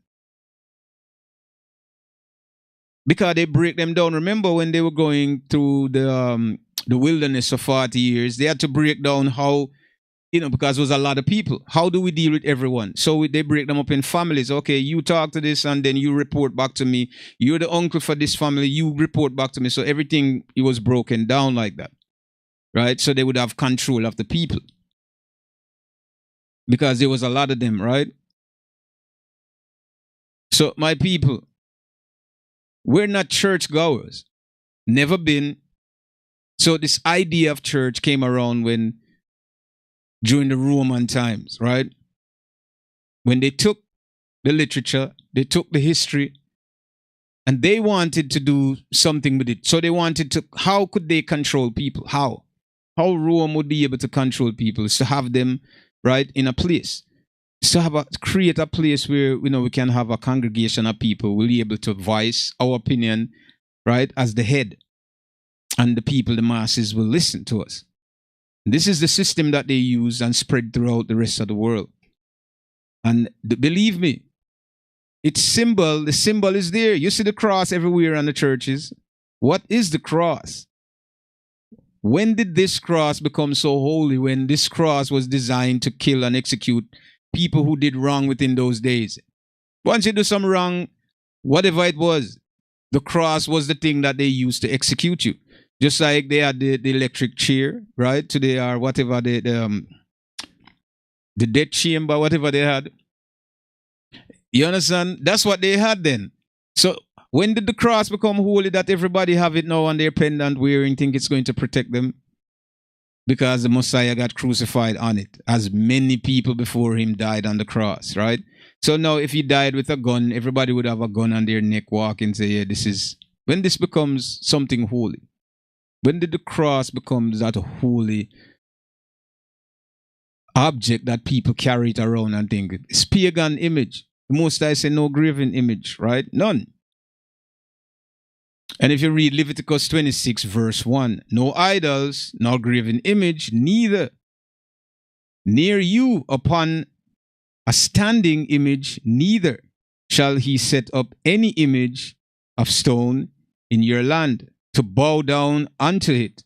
For I am the Lord your God. There's no graven image, none whatsoever you're supposed to have that represents anything to do with the Most High. None, not one. So how they do this today? What Christianity have done in their effort to suppress God's people and the remnants of the Israelites, those of them who, and let me read thing, because I want to make sure that we're getting everything clearly, right? Bible says, my people have been destroyed for lack of knowledge, right? Because they don't know, right? For lack of knowledge. My people are destroyed for lack of knowledge. Because thou hast rejected knowledge, I also reject thee. The Most High reject you because you reject knowledge. You don't want to bend yourself to understanding. So the Most High reject you. Hosea 4 verse 1. You can read that yourself. Hosea chapter 4 verse 1. My people are destroyed for lack of knowledge. You don't have it. You don't understand what's going on. You're just following something that your ancestors did. And because they did it, you believe that it is right. You didn't question it. That's how foolish a lot of you are. Your ancestors did it. You grew up and saw them doing it. You're just following them. You didn't question what they did to see whether or not what they were doing is any truth about it. You continue to do it. Would you be a fool to do so? Of course you would. Or would you tell yourself that I'm honoring my parents and my ancestors? Honoring your parents. Fine. But if your parents is living a certain way, you're not supposed to live by their examples. That's different from honoring someone. So we follow these things, but what? We become more corrupted, more polluted. And this is what happens when you have a lot of people going to church and telling you every Sunday that they need to go, and the pastor is getting rich because he's using this 10% to collect your earning, telling you that God needs your money. God don't need your money. What did the Messiah said when he came? He said, give unto Caesar what is due unto who? Caesar. He said, whose money? Because they were complaining about tax, right? What do you think about tax? What do you mean what I think about tax? The Most High didn't ask you to pay taxes. Caesar created money with his image on it. Said, look, this is his image. Is this your image? This belongs to Caesar. Give to Caesar what is due unto Caesar. Simple. So we'll sit here and we'll act like we know when, and we suppress ourselves, right? A lot of us suppress ourselves from knowing the truth. And this is why I'm telling you Hosea 4:1. My people have been destroyed of lack of knowledge. Why we're destroyed? Because we don't want to acknowledge the truth when it comes. You will tell yourself, this is it. There is nothing else. Oh, you finish learning. You can never finish learning. Knowledge never stops, my friend, my brothers, my sisters. You never stop learning. Learning is a continual thing. You still continue to learn and learn. You never stop. So when you feel like you stop, it means that you're still fooling yourself. You don't know what's going on. When you approach this Bible, this book, this history, with a belief, when you approach that with that belief, then you're only looking for information to support what you already believe. You're supposed to read with an open mind, right? And why a lot of people go to this book? Because they're looking for salvation. You're not supposed to work for salvation. You're supposed to work to please the Most High. Don't think about where you're going to end up in the end. Think about how can you serve the Most High and do His will. Don't think about yourself. You think all Christians are thinking about they want everlasting life. Life already is everlasting. The physical body will move and fade off and go back to the dust. But your life is everlasting because why? It is a part of the Most High. Your life force is a part of the Most High essence. It's not yours. He gave you a part of His consciousness and gave you freedom and will over that. So life is forever. What they're fighting for again, going to heaven. This is, all Christians would say, don't you want to go to heaven? That's what they're working for. You think you can trick and play games with the Most High? You think the Most High care about your money and your riches and your career and your accolades that you earn in men institution that you went to learn, and you think you're proud and you're above everyone? You think the Most High care about that? You don't. Most High don't care about that. Who is better to tell you what's best for you? Isn't the person that created you should tell you that this is best for you? So if the Most High said not to eat pork and not to eat certain things, isn't who you should believe? The people who are trying to change the story because they love pork, they can't do without eating it, or the Most High who said that you're not supposed to eat it? It's time for my people, man, to wake up and to see the light. Right?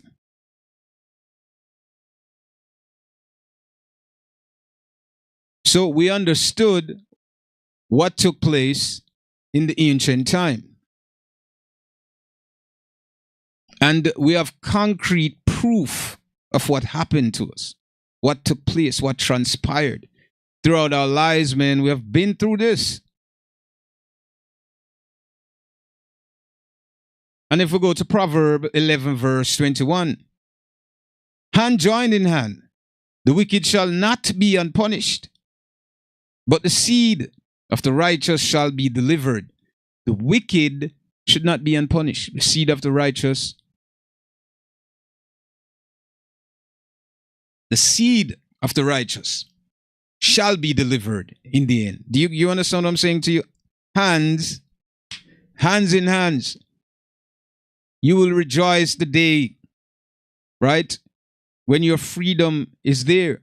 When your freedom is at hand, you will rejoice that your enemies, the enemies who have treated you and your ancestors, right, who have killed your ancestors without regards, for nothing, took you out of your homes, captured you, bring you not only to work, but abuse you in the process, raped your wife, your daughters, even your sons. Do you understand what I'm saying? Recompense, the Most High shall give it. Joel 3, verse 1. And he shall bring the nation in the valley of Jehoshaphat and plead with them for his people. Plead with them. Recompense. You understand me? The enemy is afraid. They're afraid of retribution. They're afraid of it. They know what's coming. And how foolish are they that they think that they can delay the inevitable, that they can hide from the powers of the Most High. How foolish are you? You understand me? You did your wrongs, and instead of you did your wrongs and die with whatever you did, and before on your dying bed, warn your children about your wrongs and tell them that I did wickedness. Wickedly, I live wickedly, and I deserve my punishment or what I'm going to face. And tell your children that you say that you love to avoid the things that you did, avoid your mistakes. Yet you don't do that. You reinforce your lies on them. Tell them that this is how it is when you know that it's not. And having them think a certain way and convert their lives to be wicked and treat other people wicked. There is no escape for the wicked. There is no escape for your judgment that is coming. It's going to be 100 or 1,000-fold.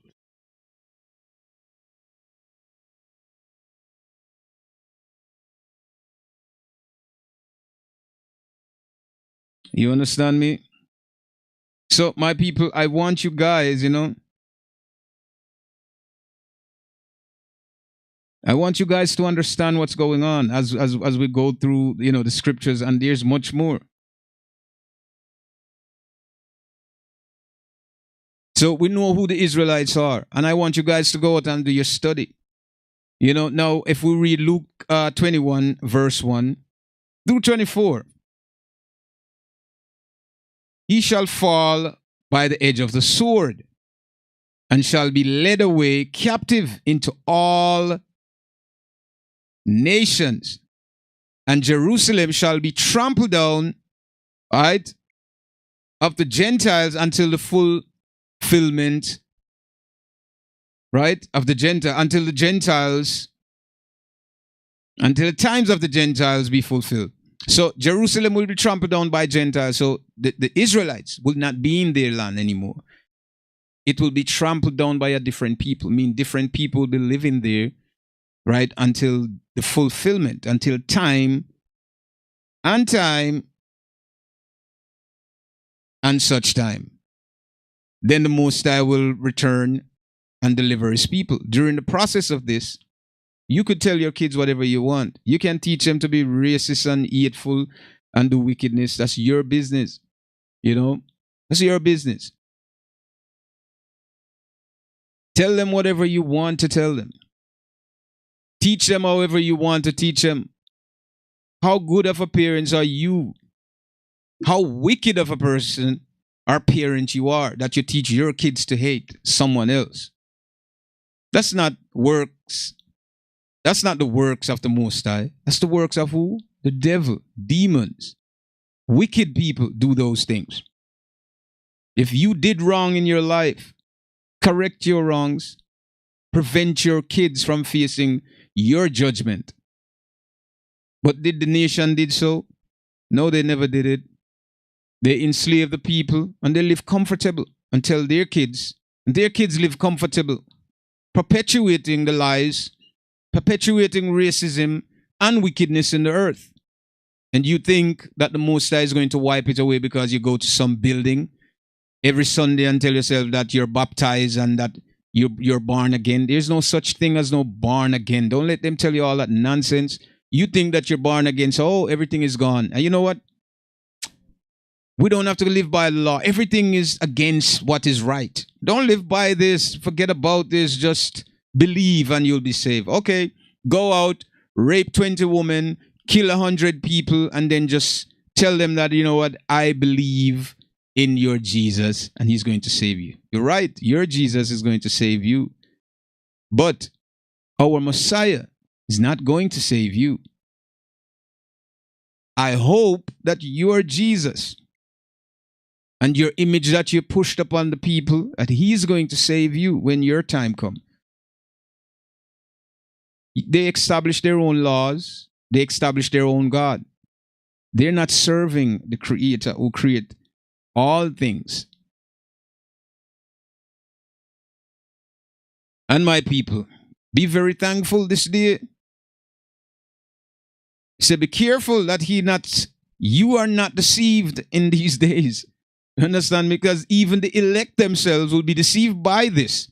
The Antichrist is already here. Wake up and learn the truth about what's going on. You understand? The Antichrist is already here. The very person, you know him. You wore that pendant every time on your chain and your earrings. You have your cross around your neck, these pagan symbols, and you idolize them, right? And you think they're some holy sacrament that you need, right? And they desecrate the word of the Most High. You know, they've desecrated the word, you know.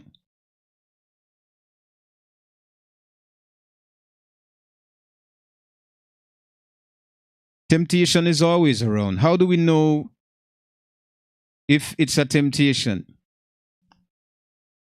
Well, you definitely will know if somebody is telling you, to jump from a building, that they will give you things because of that. The Most High don't tempt people. You don't need to do things out of your normal, understanding to be accepted. A person that is bringing things to you, trying to buy you out to do things, right, are tempting you, or offering things to you to do things. You understand me? For reward, right? Whether it is probably from the physical, the fruits of your body, or, you have outside material things, whatever it is, you have to recognize that. To walk a clear path, you must know yourself. You must understand self first, right? And you must uphold your principles. And once you have your principles, anyone come try to defy those principles, then that's a wicked person. Anyone that's coming to defy your principle and telling you to do things outside of what you know that is true and righteous in your heart to you, and telling you, no, you do this, and you know that's going to corrupt and defile you, then you've been tempted. So, my people, I really, yes, and we're about to close the door, the dark pages, right? So let me just read 2 questions before we go. I didn't see this here. Do you keep the biblical feast? Should we do that? No. Forget about the biblical feast. None of that is important at this present moment for the Israelites. I'm talking about the Israelites.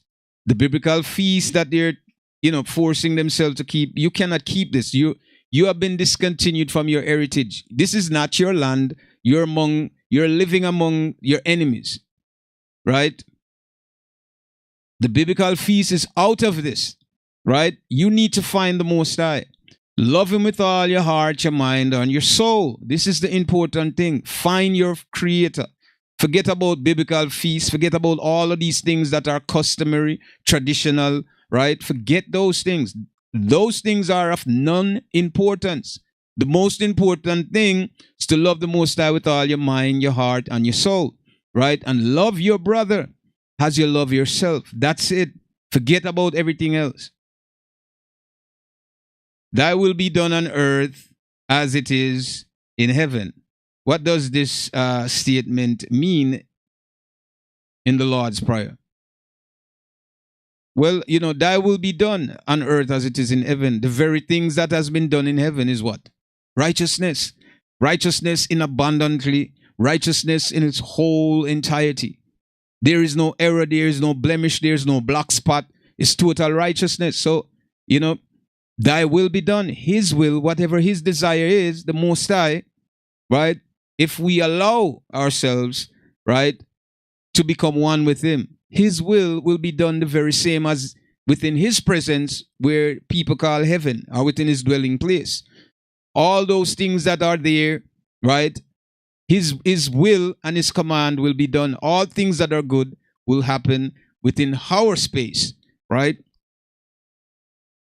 Right? Within our space, not just his space, right?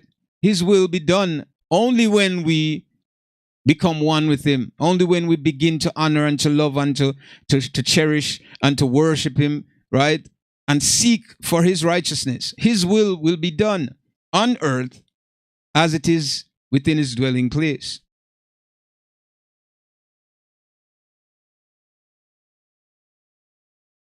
And I definitely hope, and that's what it is here, my brothers and sisters. So we know what the Our Father prayers is, and part of the prayers is corrupted as well. And I guess we can really go into that later on, or next time when we when we meet again. So I hope you guys got a full understanding of what was said here. And if you're in the church, I would advise you to leave. I would advise you to leave. You don't have to listen to me anyways. I'm just giving you an advice. But you could stay there if you want to. But I'm telling you what it is. None of these things that you're partaking in were ever a part of the book or the history. This is something new that men wrote within the book. The very book that they tell you that, oh, no man shall add or take away. They themselves had to it and take away from it. Remember the first Bible? It was only from Genesis to Malachi, right? Or to Malachi was the Old Testament. They call it Old Testament. Do you know before that the scrolls and the other books were taken away, which they called the Apocrypha, the books that they didn't put here. So they are already taken away. These are corrupted people. How could you believe what they say? All right, so we definitely will get things sorted out, right? Until next week, we can definitely go into it and try to understand more about the Bible. We're at chapter 16, and the phone lines will be open, right? I implore you guys, you can leave your comments and questions. Ask me some questions. For those of you who have questions about the Bible or about whatever it is, let's just ask some questions. And the line will be open, so you guys can call in if you need to talk to me or have a conversation. Of course, it will be open. So, and we're open to talk to anyone if you guys are truly interested and truly looking to find yourself, in the right place. You understand me? And let righteousness govern everyone, right? So I appreciate you guys for stopping by with me tonight. And, we have to fly from the branches now because, it's after the hour. And we definitely thank everybody for tuning in and for spending time on with us here on The Naked Truth. ATO is coming up next. So I hope you guys stick around for the entertainment part. And I hope you guys enjoy your weekend. May the Most High bless you in your going out and your going in. And remember, keep the Most High first in everything, man. And all things shall be added. First, seek ye the kingdom, right? And everything else shall be added. We love you guys. Until next time. And we definitely thank you guys for the support. We thank you for everything. And we're looking forward to seeing you guys here next Friday. So one love and respect to everyone.